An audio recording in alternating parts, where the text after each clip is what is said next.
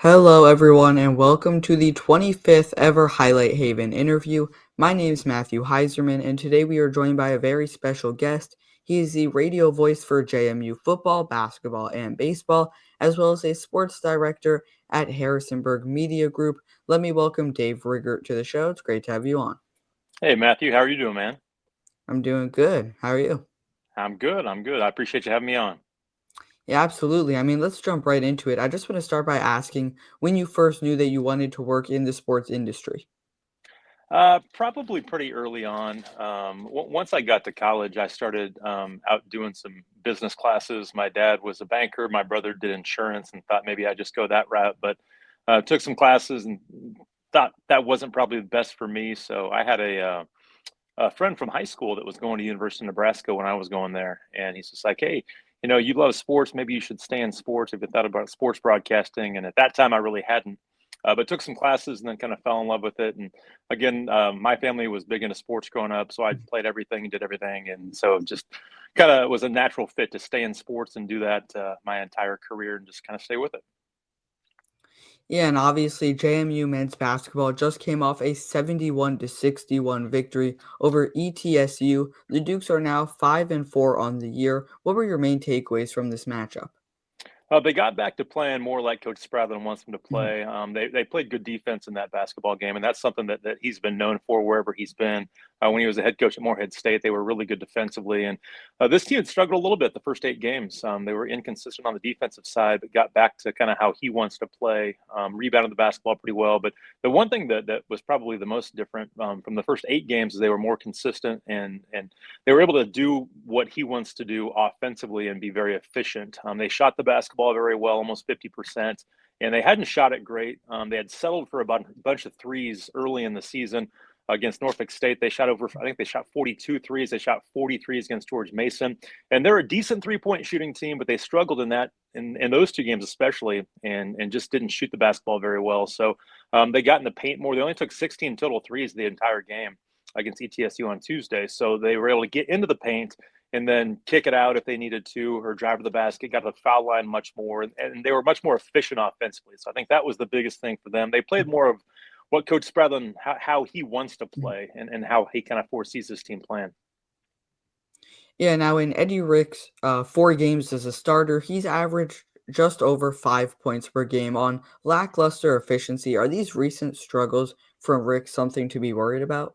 Not at all. He's a guy that Mhm. he's kind of a team first guy. He's not going to put up huge numbers. They're going to ask the three guards to score a lot, and then Elijah Hutchins Everett down low to score a lot. But he'll be a guy. There'll be some games I think where he goes for 10 to 15, but he's going to be a guy that hovers probably around 5 to 10 points a game. But he can do a lot of different things. He's just not asked to be a huge scorer on this team yet, and maybe he will be. He could grow into that a little bit. Again, he came off the bench last year for Coach Spradlin at Morehead State. He's one of 2 guys that followed him to JMU. So I think he's a guy that isn't going to score a ton for him, but he blocked some shots in that game. He's a good rebounder at times, a really good defender. He can guard 1 through 5 if he needs to. So he might be their best on-ball defender, being able to be versatile in that way. So I don't think he hasn't shot it great this year, but I think that'll come a little bit, and I think he'll be a big piece for what they do. Yeah, now if these offensive struggles do happen to continue, could you see his starting role getting replaced by a guy like Ebenezer Duana or Luke Anderson? I know it obviously happened with Justin Taylor. Could you see it happening with Ricks too? I don't think so because I don't think they want to play two bigs together. And right now they've kind of like they've moved Luke to the five as well. So Luke and Ebenezer both are playing the five. So I don't think they would do that. Eddie's mainly going to play the three or the four. So they could switch some things around if Justin Taylor can kind of come into his own again. Then maybe that could happen. But they're pretty solidified. The one thing maybe where it does change if they like to play the three guard lineup that they've had. Bryce Lindsey again. He's been outstanding so far, second leading scorer on the team. He's come off the bench in every game. So, but they kind of like that for him to bring them a kind of an instant spark off the bench to be able to go get 15 to 25 points a game on any given night. He's such a good shooter, and they like to play those three guards together. Maybe they start those three guards at some point in time, but they kind of like the rotation they've got going right now. Yeah, now of course, speaking of Justin Taylor, he was in the starting lineup to begin the season. However, he was benched following the Duke's contest against UIC, and you could kind of tell that the Dukes were leaning towards sitting him on the bench against UIC. I believe he only played 9 minutes as a starter. Um, in Taylor's 4 games off the bench, he's played a combined 7 minutes. Do you see Taylor eventually working his way back into the rotation as the season progresses? I do. I think it's something where when he first got here this summer, he had an injury, so he couldn't take part in any of the summer workouts. So I think he's a little behind of where the rest of the guys are, and I think he's just trying to kind of figure himself out right now. He was kind of known as a shooter at Syracuse, and that's not really his role on this team. So I think he's trying to kind of find his role on this team and where he can be used the most. He's a good defender. He's a physical kid, so I think they'll be able to find a role for him. But I think it's a little bit of a confidence issue right now. I know last year at Syracuse was kind of a tough year for him, so he's kind of gone through quite a bit, and just he hasn't shot it great. He hasn't played great up to this point. But I think he's a guy that's very talented. Obviously, he went to Syracuse out of high school, and he comes back home to where his mom played her college basketball at JMU, so he loves this place. He's been around this place a lot when he was growing up. So I think he's a guy that will certainly work his way back into the rotation. He's struggled here of late, so hopefully they can kind of get him going because I think they'll need him to be as good as they can be. Yeah, and Xavier Brown averaged just over 17 points per game throughout his first 4 games of the season. Since then, he hasn't been bad by any means, but he hasn't quite played at that same level against George Mason last Friday. Obviously, this was a bad shooting performance out of the entire JMU team, but Brown specifically shot just 2 of 12 from the field, including 2 of 10 from beyond the arc. Do you believe that Brown has what it takes to be a consistent number one scorer on this team? I think he'll be one of the top two or three guys to score. I think it'll be him and Mark Freeman. I think Bryce Lindsey's right there. Elijah, all four of those guys are going to be, I think, their top scorers on any given night. And X didn't shoot the ball well in the George Mason game, but I thought he bounced back and kind of did what Coach Spradlin asked him to do. He didn't take a ton of shots against ETSU, had 10 points, but he had 5 rebounds and 5 assists. So he was able to still affect the game in other ways. He's been really good defensively so far, and that's kind of where he hung his hat last year, coming off the bench to start the year and then starting and helping them get to the NCAA tournament, and really was kind of a stalwart defensively on the basketball. But he actually was shooting the ball really well before the George Mason game. Prior to that game, he was shooting over 40% from three, then went 2 for 10, as you mentioned, from beyond the 3-point line. So it's kind of a new role for him, too. It takes him probably back to his high school days when he averaged 28 points per game as a senior at Jamestown. So he hasn't had to be in that role the last couple of years. So now it's a little bit different where he's going to be asked to score a little bit more, but he's also got to take the right shots for him. And that's what he was doing early in the year, where he shot the ball over 40% from three. He was settling for a lot of long jump shots against George Mason and didn't do that. He didn't even take a 3-point shot against ETSU on Sunday. So I think he's learning to Yeah. kind of what Coach Spradlin wants. And I think he'll certainly be a consistent scorer with those guys I talked about. Yeah, now Brown obviously wasn't the most involved in JMU's offense last season. He's the only returning Duke who played at least 5 minutes per game last season. But last season, obviously, he wasn't necessarily that involved in the offense. What would you say has impressed you the most about what he's done stepping up this season? I think his leadership and just his energy are the biggest things that he brings to the table. Again, he's a good basketball player. All these guys are. He can score at times. I mentioned defense. I think that's where he takes a lot of pride in that. He leads the team in steals, and he likes to take on the top perimeter player from the other team. So I think he takes a ton of pride in that. But I think where he leads is just his leadership. He's got great leadership qualities. He's always talking. He's communicating. That's something that is big for a leader. And I think just his energy. Coach Spradlin's mentioned it to me many times that they need his energy, but it can't be used in a bad way. He's got to channel that the right direction and not let it maybe affect him on the court at times, like maybe it has in the past or even earlier this year. But if he can use that the right way, all of his teammates feed off of him and his energy because he's bubbly. He's a big personality. He's kind of a showman at times on the floor, wanting to get the crowd into it and everything. So he's got to use his energy the right way. But his guys will lead. His guys will follow him. He's a leader, and they kind of feed off of that energy. So I think that's where he affects the team the most. Obviously, he's going to score at times and be able to assist and do what he did the other night. But his energy, his leadership, I think, are his qualities that are probably best for him.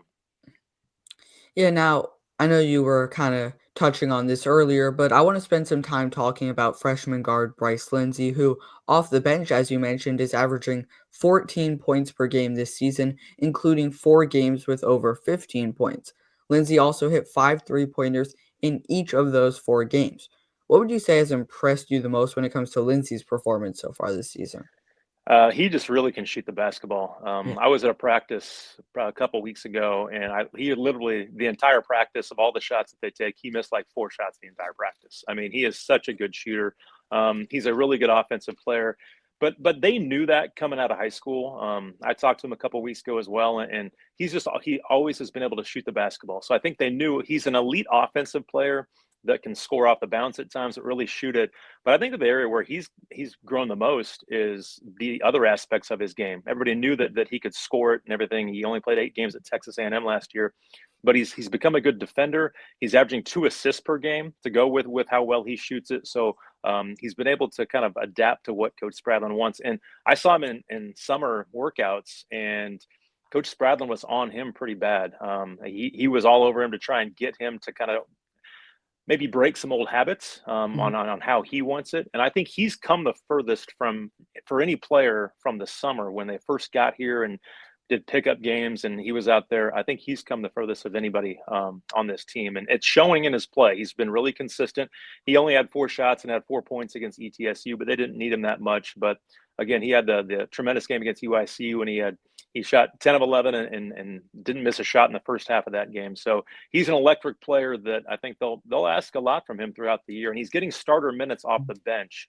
And he kind of told me he likes that role coming off the bench to give them a spark like they do. But he's come a long way from the summer, especially defensively, handling the basketball, passing the basketball. He's much more than just a shooter now.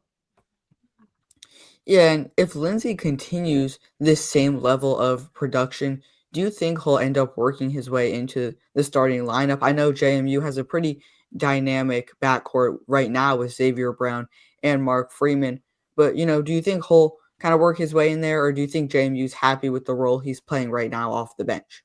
I think they kind of like this right now. It gives them their second unit, gives them a legit score that can Yeah. go get you a bucket any given possession. So I think for right now, I think they're going to keep it the way it is. There could be a matchup maybe in the Sun Belt against another team that maybe plays 3 smaller guards where they do that. We'll kind of see how that plays out. But honestly, Bryce, he said that he kind of likes this role because it doesn't matter. And some guys care about starting. He said, I don't care. He's been able to finish most games. And that's the big thing for him. They're finishing with either all 3 of those guards or with Bryce and either X or Mark. But those X and Mark have a ton of experience. Mark Freeman, Mhm. again, he's a veteran on this team, and they're going to have him out there probably in late game situations. And the last few games, it's been Bryce and X and Mark all out there at the same time. So he's been a finisher, not a starter. He doesn't really care about that. He's playing starter minutes, as I mentioned. So there could be some matchups where maybe he gets into the starting lineup, but I think they kind of like how it is right now. It's kind of a 3 guard rotation with all 3 of those guys. Yeah, and following JMU's game against ETSU, I know you were able to catch up with center Elijah Hutchins Everett. In that game, he led the Dukes with 16 points to go along with 6 boards. What were you able to learn from that conversation with him? He's a guy that can kind of adapt to really whatever the defense is doing. In that game, he was able to get some single coverage, and every time that they really needed a bucket or needed a good possession, they went to him. Early in the season, everybody was double teaming, and the thing that has impressed me with him is he's been very patient, and he's a veteran guy now. He's at his third school; it's his fourth year or fifth year playing college basketball, and he understands if he's doubled, don't force it, get it out. He's got good teammates that can shoot the basketball or make plays for themselves. So he's a guy that's not going to force it in the post. A lot of guys, you throw it to them in the post, and they're kind of a black hole. It stays there. They're going to take a shot no matter what. If it's a good shot, bad shot, whatever. But they run the offense through him a lot, and he enjoys that. And he's a guy that can step out. He made 2 threes in the ETSU game on Sunday, or on Tuesday, I should say. So he's a guy that can really shoot the ball. He's shooting over 80% from the free throw line. So I think that'll be big at points this year when he gets the other team's bigs into foul trouble and they keep feeding him. I think he's going to start to kind of be a much bigger focal point offensively where he could start to lead this team in scoring. And he has a couple times this year. But I think they're going to run a lot of stuff through him, especially when they get into conference play, see bigger opponents. I think he's got a chance to be an all conference player and maybe finish first or second team, no doubt. Mhm. Yeah, now I think it's safe to say that JMU has struggled at least a little bit from the 3-point range this season, where they're shooting just 35%. And I know we talked about this a little bit earlier, but against George Mason, they made just 25% of their threes, which ended up being a major reason why they lost that game 66 to 61. Are you at all concerned about the Duke's efficiency from beyond the arc? No, I think it's just they're kind of going through a shooting slump right now. Now, one thing that they do need to do in that game that you're talking about, and I mentioned earlier, the Towson game where they shot 42 threes, they got to take better shots. And I think that's the one thing. I'm not worried about them taking threes and making threes. I've seen them shoot enough that this is a good 3-point shooting team, but they got to take the right threes, and then they're a good 3-point shooting team against Mason and even Towson a little bit, but the Norfolk State game. They were just jacking along threes late in possessions, and that's not high percentage shots that you can count on to go in a lot. So I don't have any concern with them. I think they'll be a good 3-point shooting team. I think they've got to learn to take better shots and maybe pass up a good shot for a great shot. Make that kind of give the hockey assist and get it to an extra guy in the corner. And there's been moments of that this year, but they've got to be more consistent at getting good shots. And that's the efficiency that Coach Spradlin talks about. I think they're playing a little faster this year than what he's used to. His teams at Morehead State weren't very deep, and this team's actually not as deep as what he thought it was going to be. But they'll play a little faster. This team will, and they've got to learn to take better shots, especially in transition and in late clock situations. Don't just bail it out and take a 25, 27-foot 3-point shot that's probably not a high percentage shot. Yeah, and JMU's next matchup is at home on Saturday, where they are set to take on the 4-4 Utah Valley Wolverines. What are the keys to victory for the Dukes in this matchup? Well, this is a team that they don't know much about. This is the first Yeah. meeting ever between JMU and Utah Valley. Doing some of the work on them. This is a pretty good team, and they've had some success. They've got a little bit of history. Mark Madsen was the coach before Coach Phillips, who's there right now, and then he got a job because he had success at Utah Valley. He went to Cal to be their head coach. Before that, it was Mark Pope, who then went to BYU, and now he's the head coach at Kentucky, who just suffered their first loss of the season earlier this week. So they've had a lot of success and good coaches, good pedigree there. And this is a team that is pretty talented. They're not a real big team. They're going to shoot a lot of threes and kind of get up and down. They just played Stanford the other day, lost by 17 points, but they were in the game for a half. I think this will be a good challenge. I think the Dukes they've got to. One thing they've got to do is kind of play like they did the other day. If they can kind of control the tempo and be efficient and get in the paint, get Elijah some touches. And the one thing coach has preached here lately to his guys is get the ball in the paint. And it doesn't have to be a pass to the post. A lot of people think that, okay, if you want to get in the paint, you have to throw it to the big man. No, it's to drive and kick, get better shots that way. Get in the paint, go up at 2 feet. He talks about that a lot with a jump stop and shot fake, get better shots in lane, get the foul line. Because in the losses they've had this year, they haven't got the foul line a ton, and they got there 24 times against ETSU. So I think those will be the keys for this team, and they've got to continue to play good defense, and they've been really good. At the defending the 3-point line, not letting teams shoot very well from beyond the arc has been key for them, and I think that'll be key against this team too. Yeah, now before we do wrap things up, I just want to ask a few questions about JMU football, obviously, as well. They just wrapped up their regular season. What do you see in terms of a potential bowl game this season for them? Well, there's a lot of stuff out there right now. Mhm. A few have been filled. So the New Orleans Bowl just got filled today with Georgia Southern going there. So Jamie won't go to that bowl game. A lot of talk is the Boca Raton Bowl. There was a publication that had them playing NC State at the Boca Raton Bowl. The Cure Bowl in Orlando, they had a representative at the game this past week against Marshall.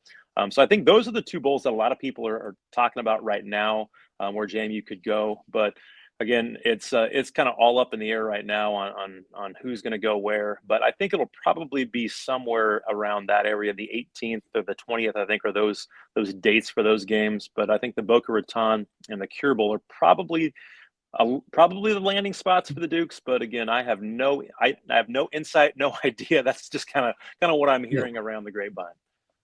And then also starting Wednesday was the early signing day for them. This that lasted until today, Friday the 6th.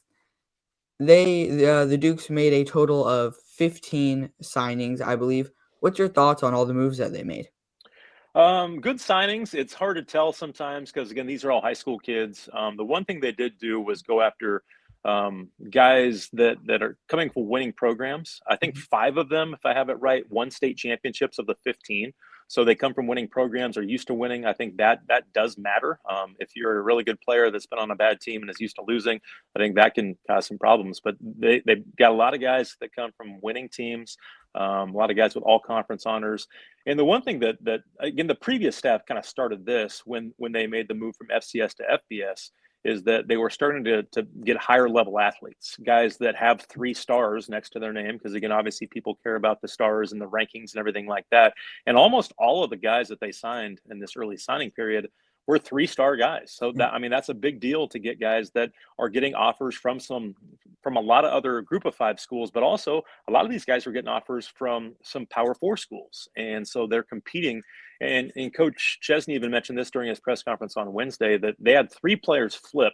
One went to ECU, but then one went to Syracuse, and then one decommitted and went to Kansas State. But that shows that they're going after the right guys, because they're getting guys are leaving and going, and 2 of them went to Power 4 schools.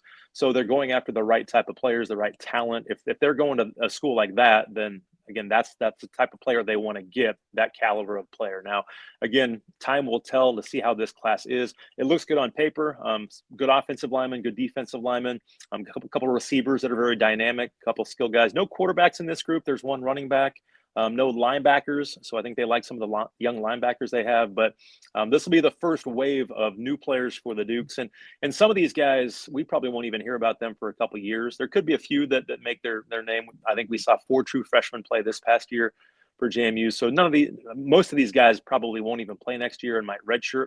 So we'll find out in a couple of years how good this class is. But now the focus will turn to the transfer portal and try and fill any voids that they have. I'm sure there'll be some guys that transfer, and then they'll have to fill that. But they'll have to try and kind of build up this roster again, I think, here soon. Yeah, now I do have one final question to ask. If there was one piece of advice you could give to an aspiring sports broadcaster and journalist like me, what would it be? I think the one piece of advice that I would give you is to just take take advantage of anything that is out there that you're offered. Because again, to get to the role that I was in, I had to do a lot of different things. I had to start out doing sales. I did some news. So don't turn down opportunities, because you never know what can come from that opportunity. It may not be exactly what you want to do right away. I was doing some sales and doing some high school sports at the time. Really did not like the sales aspect of it, but again, I'm kind of glad I did it looking back, because it kind of opened my eyes to how that part of the industry works. But just all the experience that you can get, don't turn down experience, because get after it. And experience is going to get you the next job, and it may not be the exact right thing at that moment, but that can give you the experience to get maybe another stepping stone to another one. And that's kind of what happened for me. So again, any experience you can get is good experience, and hopefully that can lead to something that ultimately is what you want. Yeah, with that being said, I can't thank you enough for coming on. I really do appreciate it. Is there anything else you want to say to the people watching before we wrap things up? No, I don't think so. Just go Dukes. Yeah, absolutely. Again, big thanks to Dave Riggert for being the 25th ever Highlight Haven interview guest. And as always, we will see you next time.